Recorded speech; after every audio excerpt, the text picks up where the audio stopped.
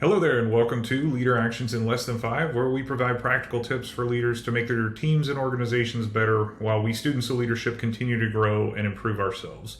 My name is Micah Lunt with Lunt Consulting, and today we are finishing our short series about psychological safety. We started by defining Dr. Amy Ebinson's concept in the first episode. We considered how different types of failures relate to psychological safety, with the idea being to get to the point where intelligent failures are celebrated as we learn and grow in today's ever-changing environment, while we continuously strive for excellence. And we discussed leader actions in a group setting. In part 2, we discussed leader actions in the individual setting. And today's third and final episode addresses the criticism of psychological safety in certain high-risk situations, where the common concern is that psychological safety negatively affects command and control during crises, takes too long, and in general is detrimental to holding people accountable for high performance standards. Spoiler alert, it's not. So when you hear things like, there's just no place for psychological safety in my line of work and we can't have mistakes, I want you to be armed with some info. So we'll do one of my favorite things, which is to look at some data. Crisis situations where low levels of psychological safety contributed to a negative outcome, and then where high levels of psychological safety contributed to a good outcome.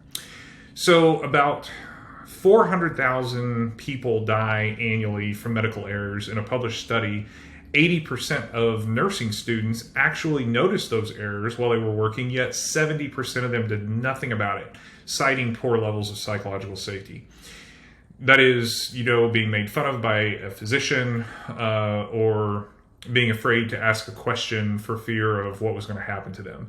So if you do the math, all that boils down to maybe 304,000 out of those 400,000 deaths that might have been prevented if those nursing students were willing to speak up and point out something that was concerning to them. The Challenger mission ultimately failed for a whole host of reasons that came together because of faulty O-ring gaskets that failed to perform under the conditions on the launch day. And low levels of psychological safety kept Roger Boisjoli from his concerns from being taken seriously, not to launch. On the positive side, 14 years earlier, especially as depicted in the movie where Gene Kranz is played by Ed Harris, Kranz did a phenomenal job of encouraging healthy conflict, thwarting unhealthy conflict, and getting all the ideas necessary to win that event and bring the astronauts home safely.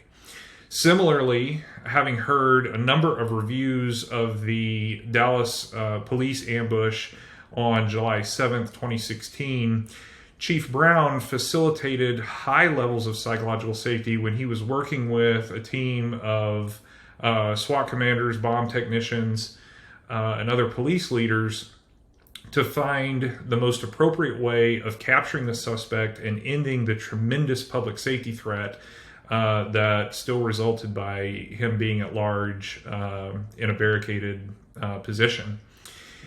And without the environment that Chief Brown facilitated there, the very unique solution that was ultimately used that brought that event to an end safely probably would not have been considered. So absent life-threatening and seriously time-bound consequences if an order is not immediately executed, there's just no reason why psychological safety should not be facilitated even in crisis situations. Indeed, as we have seen here, outcomes depend on it. So, what I'd like to recommend is that we make psychological safety and accountability a both-and situation. So what that looks like is in a situation where an individual did not perform up to standard. It's, okay, the established expectations were X and you did Y, or I'm seeing Y.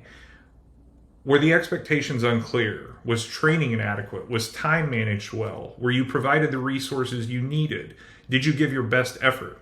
Asking those series of questions to try and find out what the root cause is. And if the root cause was in poor performance of the individual, that's cool. You've done everything that you need to do, but it was also with a high level of trust and safety for the person, evaluating everything comprehensively. And it wasn't an ambush.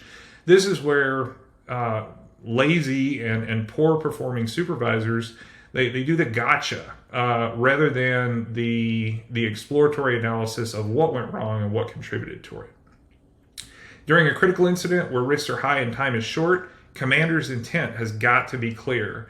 And if the commander's intent is clear, there needs to be time for someone to say, did you consider X?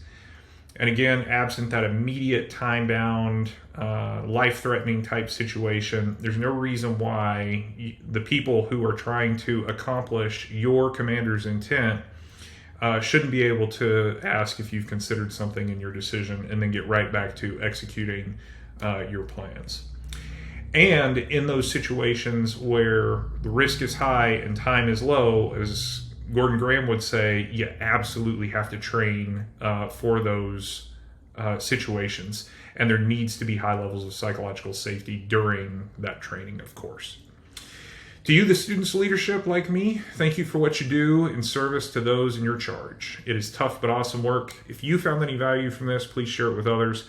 I'd certainly appreciate it. I think they will too, as we all continue to learn about the art and science of leadership.